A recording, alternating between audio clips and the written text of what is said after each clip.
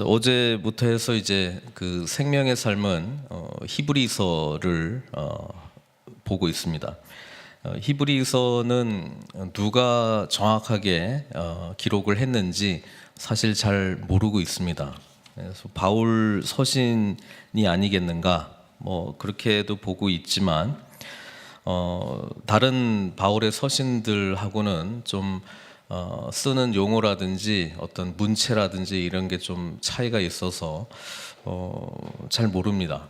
그리고 히브리서는 이제 제목 자체가 히브리인들을 위한 편지 이런 뜻이잖아요. 그래서 구약의 내용을 잘 알지 못하면 사실 히브리서를 읽어도 뭐 그렇게 와닿는 것이 없습니다. 그래서 유대인들의 어떤 그 역사나 이런 구약 성경에 대해서 정통한 사람이 쓰지 않았겠는가.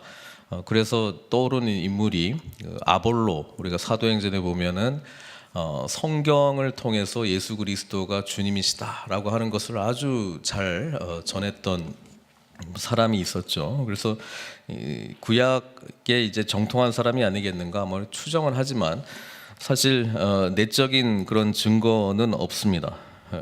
어쨌든 히브리서를 통해서 사실 예수 그리스도께서 누구이신가, 또 우리를 위해서 무엇을 하셨는가, 하나님께서 예수 그리스도를 통해서 우리에게 주시는 그 은혜와 축복들은 무엇인가, 구약 성경과 연결해서 너무나도 명쾌하게 기록이 되어 있기 때문에 구약 성경과 우리 복음이신 예수 그리스도를 연결하기에 굉장히 좋은 책입니다. 그래서 히브리서는 구약에 대한 이해가 깊으면 깊을수록 더 우리에게 유익이 되는 책이라고 하는 것이고요. 히브리서는 굉장히 그 간단한 구조로 되어 있습니다. 전체적으로 말씀드리면 비교급의 서신이다. 비교급의 서신이다. 무슨 말이냐 하면은 예수님이 얼마나 우월하신 분이신가, 얼마나 뛰어나신 분이신가, 이걸 이제 그 증명하기 위해서 또는 증거하기 위해서 1장부터 지금 예수 그리스도는 이제 하나님의 아들이신데 유대인들이 생각했던 중요한 것들 또는 중요한 사람들보다 월등하게 뛰어나신 분이시다. 보다, 그러니까 better, 보다 더 나으신 분이시다라고 하는 논조로 쭉 이어가고 있습니다. 그래서 우리가 읽고 있는 1장의 내용은 2장 서론 부분까지 조금 해서요. 유대인들은 천사들이 중요하다고 생각했습니다. 천사들이 굉장히 영적인 존재라고 알고 있었는데 지금 1장에 나오는 내용은 천사들보다 훨씬 예수님은 뛰어나신 분이시다. 어제 본문에서도 1장 4절에 그가 천사보다 훨씬 뛰어남은 이렇게 나와 있잖아요. 그래서 그 논조로 해서 1장 5절부터 14절까지는 말씀 안에서 이 전체가 5절부터 14절 빼고 13절까지 전부 구약 성경의 대부분 시편을 인용한 말씀이에요. 그래서 신약 성경이긴 한데 적어도 이 부분에서는 거의 다 구약 성경이 그냥 구구절절이 나와 있다고 보시면 됩니다. 이 말씀이 지금 이렇게 이야기하지 않느냐, 예수님에 대해서, 천사들에 대해서 이런 이야기를 하고 있지 않느냐, 뭐 이렇게 쭉 이야기하고 있습니다. 그래서 천사보다 우리 예수님은 훨씬 뛰어나신 분이시다. 그걸 조금 이따가 좀 깊이 보고요. 그 다음에 나오는 내용이 유대인들에게는 누가 제일 위대합니까? 모세잖아요. 모세. 그러니까 예수님은 모세보다도 위대하신 분이시다. 뛰어나신 분이시다. 그리고 대제사장 아론보다도 위대하신 분이시다. 그러면서 이제 그 여러 가지 언약과 또 성전, 성소, 그리고 제사와 관련돼서 쭉 이야기를 하는데 예수님은 우리가 가지고 있었던 언약보다도 뛰어나신 분이시다. 새 언약으로 오신 분이시니까요. 그리고 성전도 얼마나 유대인들이 귀하게 여겼습니다. 그 성전이 예수님이시다. 그렇죠. 예수님을 통해서 우리가 성전을 제대로 이해하게 되기 때문에 성전보다 훨씬 뛰어나신 분이시다. 그리고 우리가 그렇게 많은 제사를 하나님 앞에 드리고 있는데 예수님이 우리에게 드리신 이 단번의 제사, 이게 얼마나 위대한 사건이냐, 뭐 그렇게 쭉 이야기를 하고 있습니다. 그래서 비교급의 서신으로 이 히브리서를 전체를 쭉 이해를 하시고, 그렇기 때문에 우리는 믿음, 소망, 사랑의 삶을 살아야 되는데, 그것에 대한 구체적인 이야기들이 이제 후반부 가서 기록이 되고 있습니다. 그런 큰 구조의 틀 속에서 오늘 천사보다 위대하신 우리 주님에 대한 말씀을, 이 논증을 우리가 함께 살펴보면서 우리 예수님께서 어떤 분이신가 우리가 좀 깊이 마음에 새기는 시간이 되었으면 좋겠습니다. 일단 구약 성경을 보면은 천사에 관한 단어들이 우리가 잘 알고 있는 단어가 두 개가 있죠. 첫 번째는 창세기부터 나오는데 뭡니까? 그룹입니다. 그룹이라고 하는 건 알죠. 그룹은 창세기 때 아담과 하와가 하나님께서 금했던 그 선악과를 먹고 나서 이제 생명나무의 열매도 먹을 것 같다, 뭐 그렇게 해가지고 창세기 3장 24절에 이렇게 기록이 돼 있어요. 이같이 하나님이 그 사람을 쫓아내시고 에덴 동산 동쪽에 그룹들과 두루 도는 불칼을 두어 생명나무의 길을 지키게 하시니라, 이렇게 기록이 되어 있습니다. 또 구약을 읽어보시면 특히 이사야 선지자의 글을 통해서도 우리가 잘 알고 있고, 이 그 성막, 모세한테 그 성막을 지을 때도 그 언약궤가 어떻게 만들어져 있냐면은 언약궤가 있고 그 뚜껑 이름이 속죄소잖아요. 그 속죄소 위에 두 그룹이 어떻게 해요? 날개를 맞대는 뚜껑으로 이렇게 만들어져 있습니다. 그래서 하나님의 거룩한 임재 가운데는 누가 있다? 그룹들이 있다. 그리고 에스겔 선지서의 내용을 보면은 하나님께서 그 그룹들을 타고 다니십니다. 하나님께서 그룹을 타고 다니셔요. 그래서 시편에서도 18장 10절에 그룹을 타고 다니시며 바람 날개를 타고 높이 솟아 오르셨도다. 그러니까 그게 이미 하나님하고 그룹들의 존재들에 대해서 이미 유대인들은 그렇게 알고 있었다라고 하는 것이고요.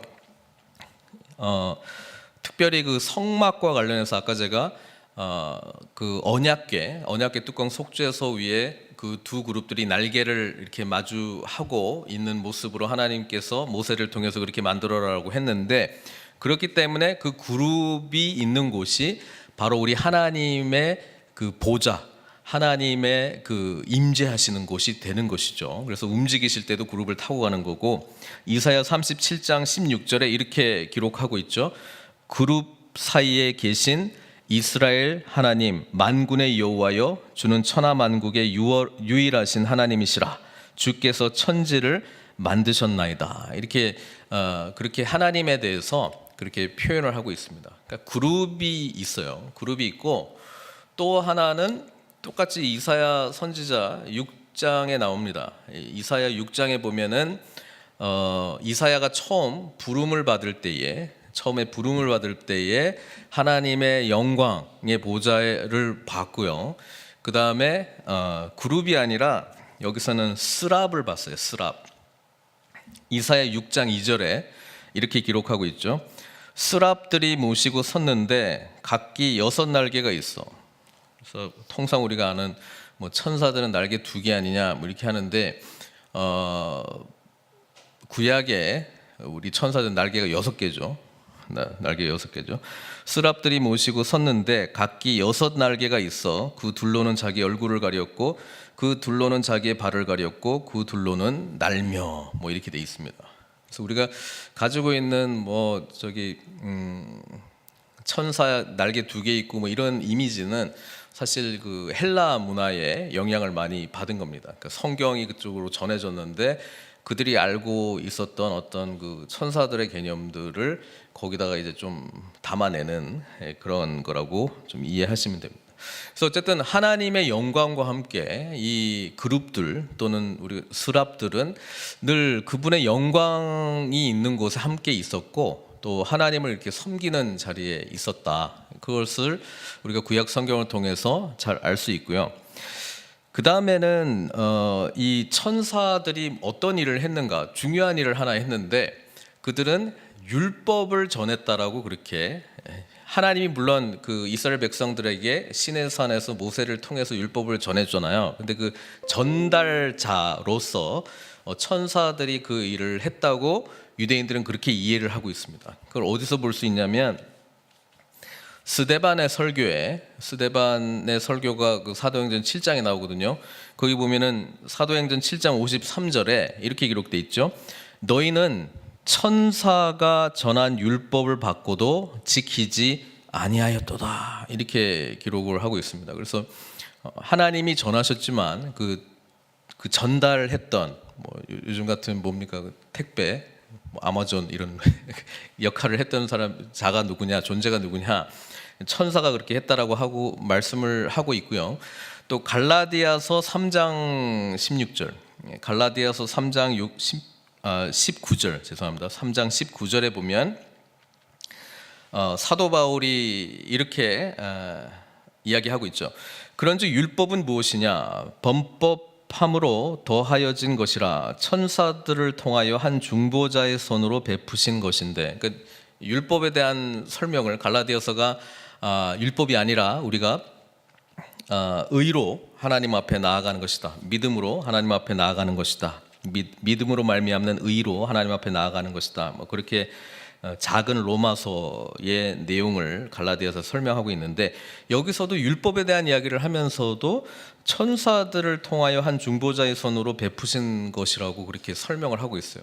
그러니까 유대인들은 어쨌든 이 천사들은 신령한 존재들이고 영적인 존재들이고 우리에게 가장 중요한 하나님을 모시는 그런 존재들이고 또 우리에게 생명과도 같은 율법을 전한 존재들이다. 그렇게 이해를 하고 있었습니다.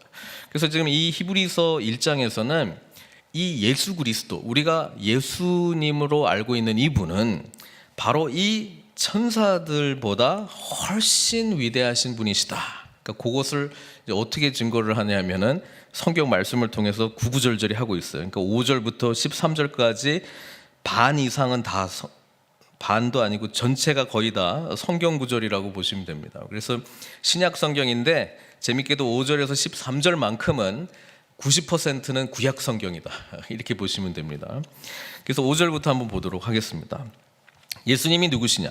첫 번째로 이야기하고 있는 게 예수님은 하나님이 부리는 영들이 아니고 하나님을 위해서 섬김을 위해서 이렇게 스랍과 그룹들처럼 이렇게 존재하는 영적인 존재가 아니고 하나님의 아들이십니다. 그걸 이제 분명하게 이야기를 하고 있다는 것이죠.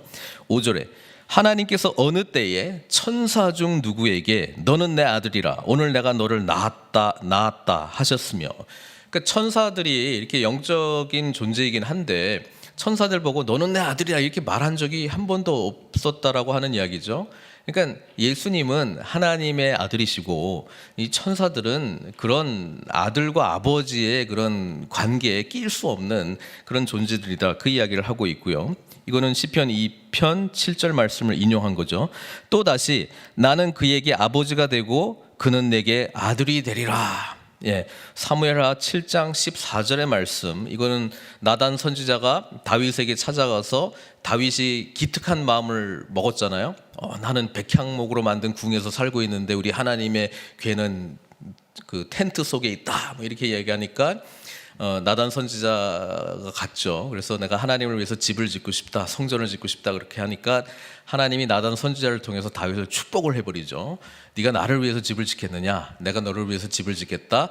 영원한 나라를 너에게 주리라. 그 약속을 하는 과정 속에서 나는 그에게 아버지가 되고 그는 내게 아들이 되리라.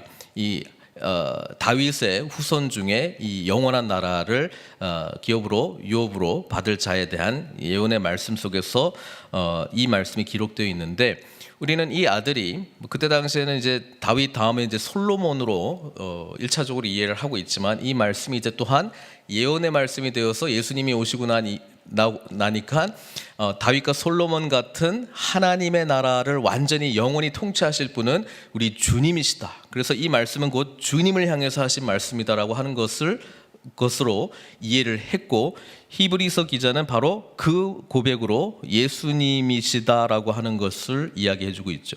그래서 예수님은 하나님의 아들이시다. 하나님의 아들이시다. 하나님은 그분의 아버지시다. 천사보다 위대하신 우리 주님, 그렇게 이야기를 하고 있고요. 또 6절에서는 또 그가 맏아들을 이끌어 세상에 다시 들어오게 하실 때에 하나님의 모든 천사들은 그에게 경배할지어다, 이렇게 이야기를 하고 있습니다. 요거는 이제 시편 97편 9절을 인용을 한 부분입니다. 뒷부분을 인용한 부분인데요. 하나님의 천사들에게 경배를 받으시기에 합당하신 분, 이렇게 이야기합니다.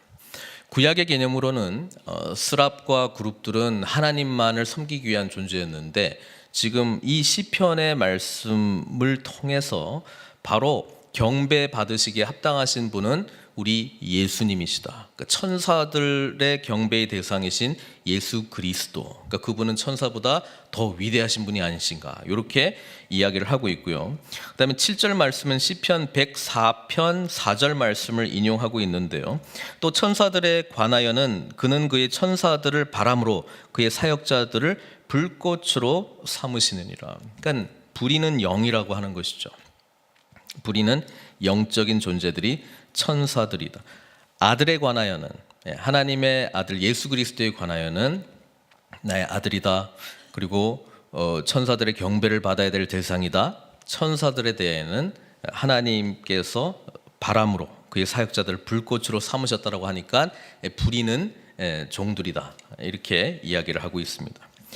그 다음에 8절부터 9절까지는 시편 45편 6절에서 7절까지의 말씀을 인용을 하고 있습니다.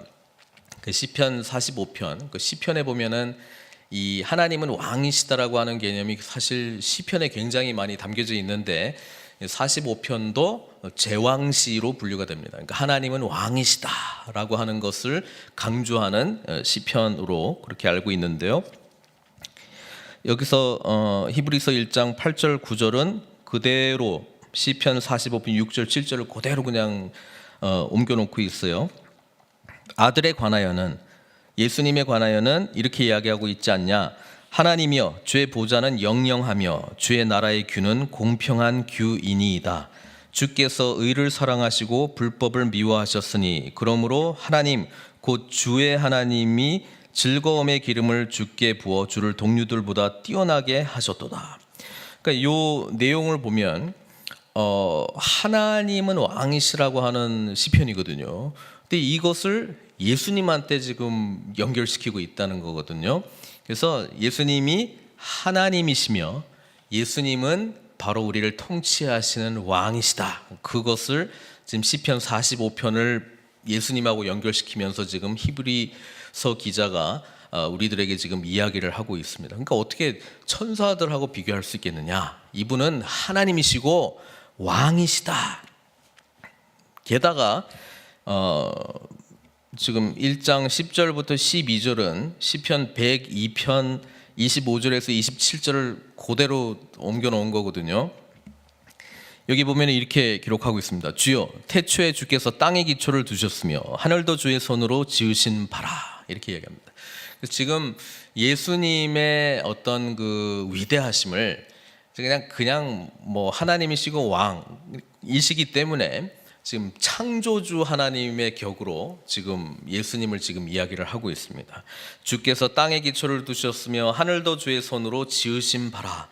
그것들은 멸망할 것이나 오직 주는 영존할 것이요 그것들은 다 옷과 같이 낡아지리니 의복처럼 갈아입을 것이요 그것들은 옷과 같이 변할 것이나 주는 여전하여 연대가 다함이 없으리라, 이렇게 이야기를 하고 있습니다. 그래서 우리 주님은 창조주이시다.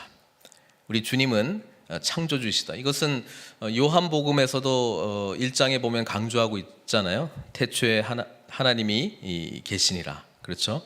이 말씀이 곧 하나님과 함께 하셨으니 이것이 곧 하나님이시다. 그래서 우리 창조주 하나님과 같은 격으로서의 주님을 높여드리고 있을 뿐 아니라 천사들하고는 감히 비교할 수 없다.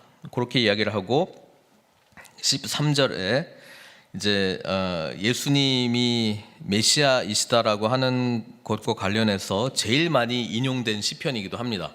시편 110편 1절입니다. 이건 주님께서도 직접 인용하시기도 했죠. 어느 때에 천사 중 누구에게 내가 내 원수로 내 발등상이 되게 하기까지 너는 내 우편에 앉아 있으라 하셨느냐. 네. 천사들에게 하나님께서 이런 말씀을 하신 적이 없다. 그러나 그의 아들 독생자 예수 그리스도, 우리가 알고 있는 메시아이신 그리스도, 그분은 하나님이시고 창조 때부터 같이 함께 하셨던 창조주 하나님이신데, 이 예수 그리스도에게 이미 다윗의 입을 통해서 시편 110편 1절에 이렇게 예언적으로 말하지 않았느냐. 내가 내 원수로 내 발등상이 되게 하기까지 너는 내 우편에 앉아 있으라. 그냥 우편에 앉아 있으라, 이 표현은 뭐예요? 하나님께서 부여하신 모든 권위가 그분에게 있도다. 그래서 우리가 이 내용은 특별히 예수 그리스도께서 죽으시고 부활하시고 승천하셔서 하나님 우편에 앉아 계신다라고 하는 고백으로 우리가 신앙 고백하잖아요. 그러니까 이 부분은 예수님은 온 우주 만물을 창조하셨을 뿐 아니라 통치하시는 분이시고 하늘과 땅의 모든 권세를 부여받으신 통치자이시다. 이 고백을 지금 하고 있는 겁니다. 이분이 예수님이시고 하나님이 천사들에게 이런 이야기를 한 적이 없다. 그래서 결론적으로 이 말씀과 관련해서 결론적으로 하는 이야기는 모든 천사들은 섬기는 영으로 구원받을 상속자들을 위하여 섬기라고 보내심이 아니냐. 갑자기 논조가 천사들에서 정리를 합니다. 천사들은 그래서 섬기는 영이다. 섬기는 영이다. 하나님을 섬기고 또 마지막 14절 보니까 누구를 섬겨요? 구원받을 상속자들 복수입니다. 구원받을 상속자들은 누굽니까? 예수 그리스도를 나의 구주로 고백한 저와 여러분들이에요. 그러니까 천사들은 우리도 섬긴단 말이에요. 우리도 섬긴다고요. 예수님께서 우리가 그 복음서를 쭉 읽어보시면은 그 사탄에게 그 시험을 받으시잖아요. 세 번 받고 그 다음에 그 어떻게 마무리가 됩니까? 마태, 마가는 천사들이 수종들더라 이렇게 이야기를 합니다. 여러분, 우리가 예수 그리스도를 믿는 구원받을 상속자들인데요, 천사들도 우리를 수종드는 것 알고 계십니까? 우리가 그분의 통치 아래 있으면 하나님께서 천군 천사들을 보내셔서 우리를 또한 보호해 주시고 우리를 지켜 주신다라고 하는 겁니다. 우리 성경의 내용들을 이렇게 쭉 정리한 조직 신학 안에 사실 그 demons and angels, 사탄, 마귀, 그리고 그 거기에 이제 반대격인 천사들에 대한 내용들이 쭉 나와 있어요. C.S. 루이스가 뭐라고 이야기했냐면은 사탄의 반대가 예수 그리스도가 될 수 없다. 사탄의 반대가 굳이 있다면 뭐 천사장 미가엘 정도가 되지 않겠는가, 이렇게 이야기를 하고 있습니다. 그래서 우리가 성경을 볼 때 이제 선과 악의 대결 구도로 우리가 이 세상을 살아가는 것처럼 이야기를 볼 수도 있는데요, 그때 잊지 말아야 될 것은 사단의 반대는 예수님이 아니십니다. 사단은 예수 그리스도의 권세 앞에 아무런 힘을 내세울 수 있는 존재가 아니라고 하는 것을 기억하셔야 됩니다. 그렇기 때문에 우리는 두려워할 필요가 없고 하나님 우편에 앉아 계신 그분의 권세를 가지고 믿음으로 무찔러야 된다라고 하는 것이죠. 그런 권세가 우리에게 있고요. 또 지금 이야기하고 있잖아요. 구원받을 상속자들을 섬기기 위해서 하나님을 섬기는 영인 이 천사들의 존재가 우리들 가운데 지금 하나님께서 지켜 보호해 주시고 있다고 이야기를 해주고 있습니다. 그래서 구약 성경에 보면, 신약 성경에도 조금 나오지만 천사 이름은 적어도 우리가 한 3명은 알고 있어요. 그렇죠? 3명은 알고 있어요. 한 명은 누구죠? 가브리엘 천사. 가브리엘 천사는 하나님의 메시지를 전달하는 이 메신저 역할을 많이 했습니다. 다니엘서에서도 나오고요. 다니엘서에서도 나오고, 우리가 잘 아는 예수 그리스도의 탄생과 함께 요셉에게도 나타나고, 누굽니까? 마리아에게도 나타나죠. 또 중요한 천사 이름이 한 명 있습니다. 구약에 나오고 신약에도 나오긴 합니다. 유다서요. 미가엘. 근데 이 미가엘은 천사장이에요.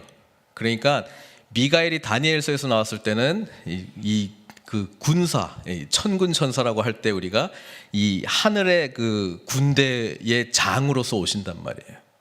그 미가엘 천사가 다니엘에게 찾아오게 되는 내용이 나오고 있죠. 그래서 천사장이라고 하는 내용이 있는 걸 봐서 이 천사들도 이제 급이 있지 않겠는가. 우리는 그냥 성경에 나와 있는 거 가지고 우리가 뭐 추정할 수밖에 없으니까 뭐 천사장이라고 이렇게 표현을 하고 있습니까? 미가엘이 또 있고요. 또 사탄의 이름도 있죠. 루시퍼라고 하는 계명성, 거기서 이제 빛이라고 하는. 그래서 사탄이 이게 빛의 천사라고 하는 이름을 가지고 있어요. 그래서 광명의 천사. 그래서 아주 화려하고 아주 그 영광.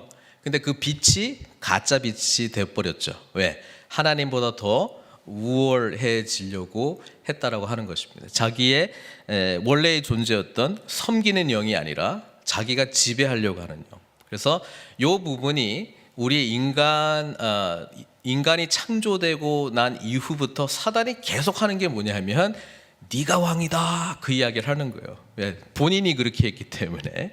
그래서 우리가 사단의 세계에 살고 있다라고 하는 것은 하나님이 왕이 아니고요, 하나님이 통치하시지 않기 때문에 내가 하나님의 뜻을 알 필요도 없고 그분의 뜻을 내가 순종할 필요가 없고 하나님 없이 나 스스로 살아도 된다라고 하는 모든 개념을 사탄이 가지고 우리를 유혹하고 있습니다. 그래서 우리는 하나님께서 우리를 창조하셨는데 창조주 하나님께서 우리에게 가장 좋은 것, 선하다고 말씀하시는 것을 무시하고, 그렇죠?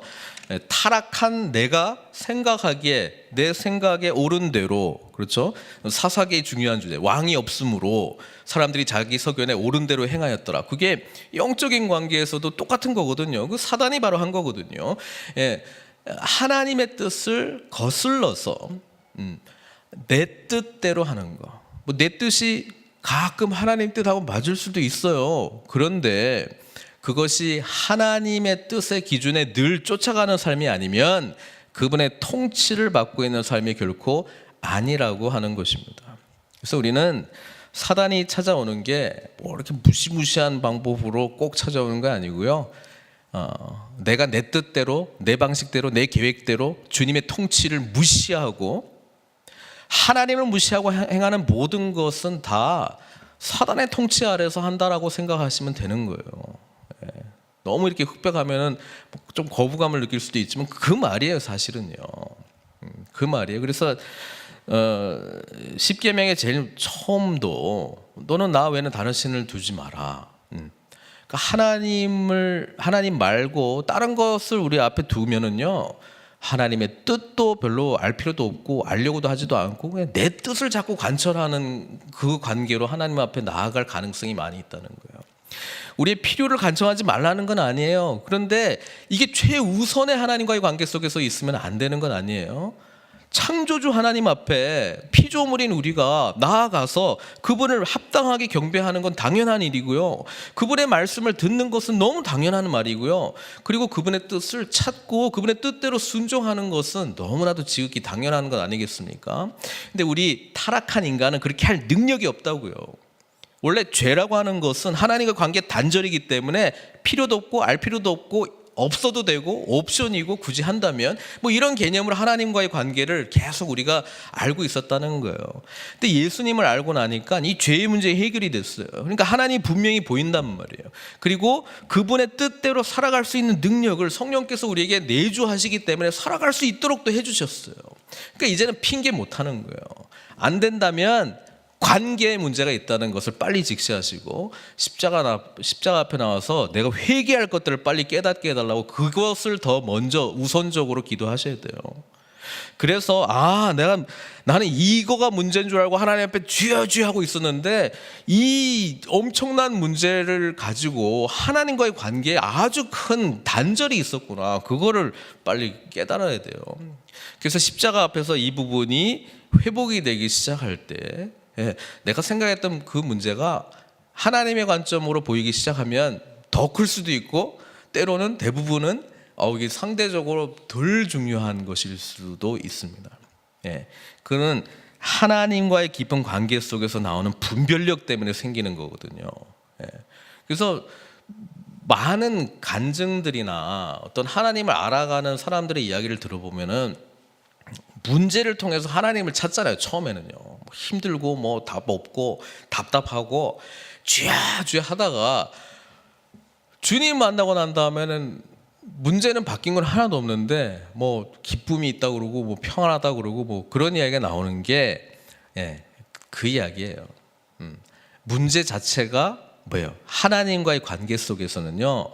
내가 하나님 없이 살아갈 때는 큰 문제로 나에게 보여질 수 있지만 하나님과의 관계성에서 이것을 어떻게 바라보는가, 어떻게 내가 수용해야 되는가, 지금 내가 우선적으로 지금 하나님은 뭘 하시기를 원하시는가, 그런 거를 생각해 보면은요 후순위로 간다 이 말이에요.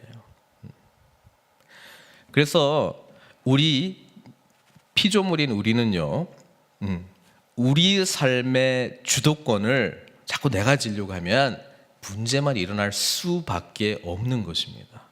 좋아 보이는 것조차도 사실은요 일시적인 현상이지 영원히 갈 수 없다고 성경은 누누이 이야기해주고 있습니다. 11절에 그것들은 멸망할 것이나 오직 주는 영존할 것이며, 우리에게 지혜가 있다면 영원한 것을 붙들어야 되는 것 아니겠습니까? 성경에서도 천지는 다 사라져도 하나님의 말씀은 영원히 서리라 이렇게 이야기하는데도 성경 말씀을 그렇게 사모하지 않아요. 일시적인 것들을 위해서 그냥 생명 걸어도 영원한 것에 대해서는 그렇게 생명을 안 거는 우리의 모습을 보면서 사실 회개되잖아요. 근데 그게 아니고 문제가 문제란 말이에요. 이 시간을 고치려면은요 끊임없이 주님 앞에 나올 수 있는 지혜가 필요하고요, 나의 삶을 인도하시는 그리스도의 영이신 성령님께 모든 것을 맡기는 믿음이 필요하다는 이 말씀입니다. 그래서 천사들보다 위대하신 주님에 대해서 계속 이야기하고, 이것이 어떤 의미인가 내일 본문에서는 조금 더 깊이 나가긴 하는데요, 오늘 우리들에게는 적어도 예수 그리스도가 누구신가 분명한 신앙 고백으로 주님 앞에 좀 나갔으면 좋겠습니다. 주님은 하나님의 아들이시고요, 주님은 천사들과는 비교할 수 없을 정도로 위대하신 하나님이시고 창조주이시고 우리의 왕이십니다. 그분의 통치 아래 전인격적으로 우리의 삶을 내어드리는 것이 우리에게 가장 복된 길임을 다시 한번 기억하시고, 오늘 주님 기도하면서 만나시면서 정말 그분의 영광스러움을, 그분의 위대하심을 경험하시면서 우리의 간구하는 기도의 제목들에 하나님의 선하신 뜻대로 응답받는 은혜가 저와 여러분들에게 충만하게 이루어지기를 주님의 이름으로 축원드립니다. 같이 기도하겠습니다. 사랑의 하나님, 우리를 위해서 이 땅 가운데 오셔서 죽으시고 부활하시고 승천하시고 또 앞으로 오실 주님을 바라보면서 우리 주님께서 얼마나 위대하신 분이신가 말씀을 통해서 다시 깨닫게 됩니다. 영적인 신비한 존재인 천사들보다도 위대하신 우리 예수님, 하나님의 아들이신 예수님, 온 땅의 모든 권세를 가지신 예수님, 우리의 전 인격적인 존재를 잊게 하신 창조주 하나님이신 예수님, 그분께 우리 나옵니다. 아버지 하나님, 우리의 연약한 부분들을 십자가 앞에 내려놓게 하시고, 아버지 하나님, 주님께서 강권하여 주셔서 아버지 하나님, 우리가 천사들의 섬김의 대상, 주님과 함께요, 구원받을 상속자들임을 다시 한번 기억하면서 하나님 나라를 꿈꾸며 나아갈 수 있도록 오늘 하늘의 은혜를 베풀어 주시옵소서. 주님 앞에 기도할 때 이 영광을 함께 경험하기를 원하오니 주여 함께하여 주시고, 오늘도 간구하는 우리 모든 기도의 제목들 하나님께 올려드릴 때에 크신 은혜로 선하게 인도하여 주시옵소서. 모든 것 주님께 의탁드리옵고 예수님에게 하신 이름으로 기도드리옵나이다.